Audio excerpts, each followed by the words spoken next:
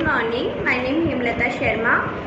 आज हम लोग बात करने वाले हैं भारतीय संविधान के अनुच्छेद 21 के बारे में। तो क्या कहता है इंडियन कॉन्स्टिट्यूशन का आर्टिकल 21 हमें, इसके बारे में आज हम लोग ब्रीफली जानने की कोशिश करते हैं। भारतीय संविधान के भाग 3 में मौलिक अधिकारों की श्रेणी में वर्णित अनुच्छेद 21 में प्राण एवं दैहिक स्वतंत्रता के संरक्षण का वर्णन किया गया है और किसी भी व्यक्ति को विधि द्वारा स्थापित प्रक्रिया के अतिरिक्त उसे उसके जीवन जीने के अधिकार से वंचित नहीं किया जा सकता। इसका मतलब है कि प्रत्येक व्यक्ति को जीवन जीने का अधिकार है। किसी भी व्यक्ति को विधि द्वारा स्थापित प्रक्रिया के अलावा उसे उसके जीवन जीने के अधिकार से, उसके व्यक्तिगत अधिकारों से उसे वंचित नहीं किया जा सकता। अब जीवन जीने के अधिकार से मतलब ये नहीं है कि बस जीवन जी रहे हैं, चल रहा है, कट रहा है, नहीं। जीवन जीने के अधिकार से मतलब ये नहीं है कि पशुओं की भांति जीवन जी रहे हैं, नहीं। जीवन जीने के अधिकार से मतलब है मानव गरिमा युक्त सम्मानजनक प्रतिष्ठा के साथ जीवन जीना होता है। तो हमारे इंडियन कॉन्स्टिट्यूशन के आर्टिकल 21 में साफ साफ ये बात लिखी हुई है कि प्रत्येक व्यक्ति को उसके जीवन जीने का अधिकार है, कोई भी उसे उसके अधिकार से वंचित नहीं कर सकता। और जीवन जीने के अधिकार में कुछ और अधिकार शामिल होते हैं जिसके बारे में हम जानते हैं, जैसे चिकित्सा का अधिकार हो गया, शिक्षा का अधिकार हो गया, पर्यावरण संरक्षण का अधिकार हो गया, विद्यार्थियों के रैंकिंग से संरक्षण संबंधी अधिकार हो गया, धूम्रपान से संरक्षण का अधिकार हो गया और सौंदर्य प्रतियोगिताओं में नारी की गरिमा को बनाए रखने संबंधित अधिकार हो गया। यहाँ तक कि अगर कोई इंसान मर जाता है तो उसका सम्मानजनक और प्रतिष्ठा के साथ उसका दाह संस्कार करने संबंधित अधिकार हो गया। हथकड़ियों, बेड़ियों एवं एकांतवास से संरक्षण का अधिकार हो। इसके अलावा भिखारियों के पुनर्वास का अधिकार हो गया एवं जो महिलाएं हैं कार्यस्थल पर महिलाओं के यौन शोषण से संबंधित अधिकार हो गया। और जो लावारिस मृतक है, लावारिस मृतकों का शिष्टता एवं शालीनता से दाह संस्कार करने का अधिकार हो गया। तो ये देखो कितनी बड़ी बात है कि हमारे यहाँ पे जीवन जीने का अधिकार तो है ही है, मतलब, और उसके बाद में मरने के बाद में भी इंसान को मतलब एकदम सम्मान के साथ उसका दाह संस्कार करने का अधिकार भी हमारी इंडियन कॉन्स्टिट्यूशन ने हमें प्रोवाइड करवा रखा है। इसके अलावा हम कुछ इम्पोर्टेंट केसेस के बारे में जानने की कोशिश करते हैं। तो सबसे पहले हम देखेंगे Menaka Gandhi versus Union of India 1978 का केस है। इस केस के द्वारा यह निर्णय लिया गया था कि अनुच्छेद 21 में सम्मान के साथ जीवन जीने एवं विदेश जाने का अधिकार भी शामिल है रखी है। इसके बाद में हम केस देखेंगे कि Parmanand Katara versus Union of India 1989 का केस है। इस केस के द्वारा यह निर्णय दिया गया था कि सभी व्यक्तियों को उचित समय पे इलाज उपलब्ध करवाना भी अनुच्छेद 21 का भाग है।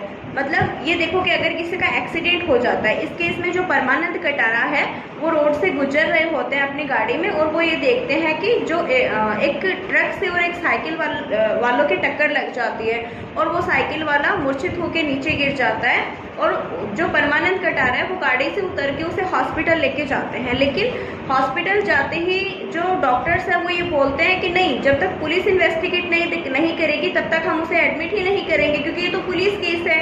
तो जो Parmanand Katara versus Union of India 1989 का जो केस है उस केस में ये साफ साफ लिखा हुआ है कि नहीं, दिस इज रॉन्ग। अगर किसी इंसान का एक्सीडेंट हो जाता है तो उसे तुरंत ही उसका इलाज होना चाहिए। तो ये भी हमारे इंडियन कॉन्स्टिट्यूशन में अब ये लिख दिया गया है कि प्रत्येक व्यक्ति को उचित समय पे इलाज उपलब्ध करवाना भी अनुच्छेद 21 का भाग है। इसके बाद में बंधुआ Mukti Morcha versus Union of India 1983 का केस है। इस केस में हम ये देखेंगे कि स्वास्थ्य का अधिकार भी अनुच्छेद 21 का भाग है। अगर किसी की वजह से किसी के स्वास्थ्य को कोई हानि पहुंच रही है तो वो सीधे अनुच्छेद 21 का उल्लंघन हो रहा है, तो स्वास्थ्य का अधिकार भी अनुच्छेद 21 का भाग है। इसके अलावा देखेंगे कि Vishakha versus state of Rajasthan का केस है। इस केस में यह निर्णय दिया गया था कि कार्यस्थल पर जो कामकाजी महिलाएं हैं उनके यौन शोषण से सुरक्षा संबंधी अधिकार भी अनुच्छेद 21 का भाग है। इसके अलावा हम देखेंगे कि बेगम हुस्न आरा खातून वर्सेस स्टेट ऑफ केरला का केस है। इस केस में यह निर्णय दिया गया था कि प्रत्येक व्यक्ति को अपने मामलों में शीघ्रता से सुनवाई करवाने का अधिकार है।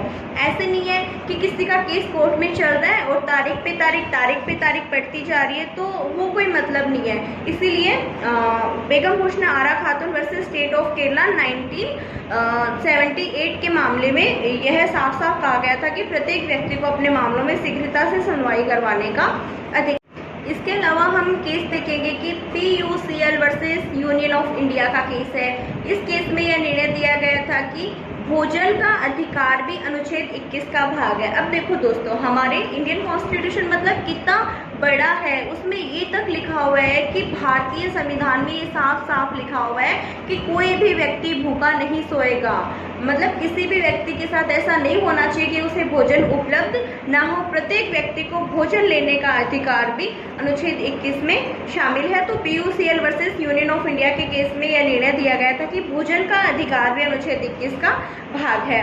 अगर किसी इंसान को भोजन नहीं मिलता है तो वो अनुच्छेद 21 का उल्लंघन हो रहा है। इसके अलावा हम देखेंगे कि PUCL versus Union of India 2004 का केस है। इस केस में निजता का अधिकार, राइट टू प्राइवेसी भी अनुच्छेद 21 का भाग माना गया है। अब आप ये देखो कि अगर कोई आपसे आपका फोन मांगता है, मैं घर वालों की बात नहीं कर रही, ठीक है, घर वालों से अलावा किसी की बात कर रही हूँ। अगर कोई आपसे आपका फोन मांगता है और मांग के वो आपका व्हाट्सअप चेक कर रहा है या फिर आपके कॉन्टैक्ट चेक कर रहा है, तो वो जो है आपकी प्राइवेसी का उल्लंघन हो रहा है, वो अनुच्छेद 21 का उल्लंघन हो रहा है। आपको पूरा राइट है कि आप उसे ये बात बोल सकते हो कि नहीं, ऐसा नहीं होना चाहिए। राइट टू प्राइवेसी भी अनुच्छेद 21 का भाग है।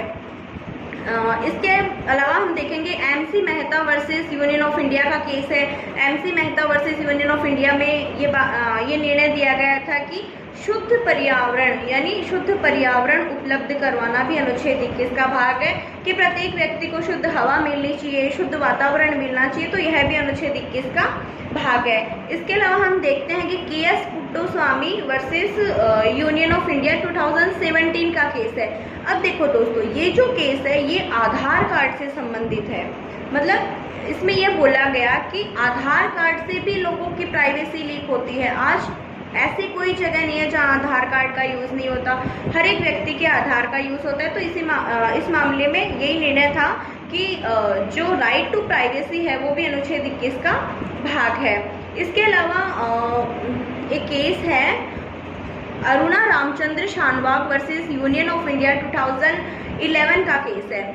इस केस में यह था कि मरने के अधिकार को अनुच्छेद 21 का भाग मानने से इनकार कर दिया, लेकिन इस केस के द्वारा यह निर्णय दिया गया कि यदि मेडिकल बोर्ड के निर्णय के पश्चात मेडिकल बोर्ड अगर ये निर्णय देते कि नहीं इस व्यक्ति को मरने का अधिकार है तो उसे मरने भी दिया जा सकता है।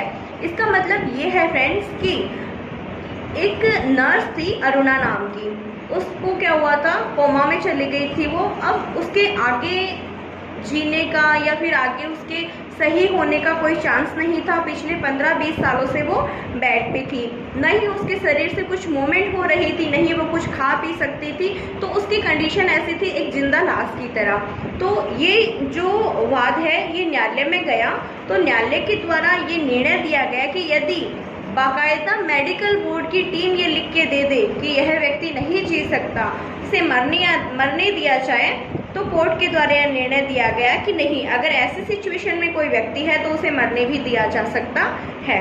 इसके अलावा एक केस देखते हैं, रामलीला मैदानवाद 2012 का केस है। इसके बारे में तो आप सब लोगों ने सुना ही होगा, बड़ा इंटरेस्टिंग केस था ये।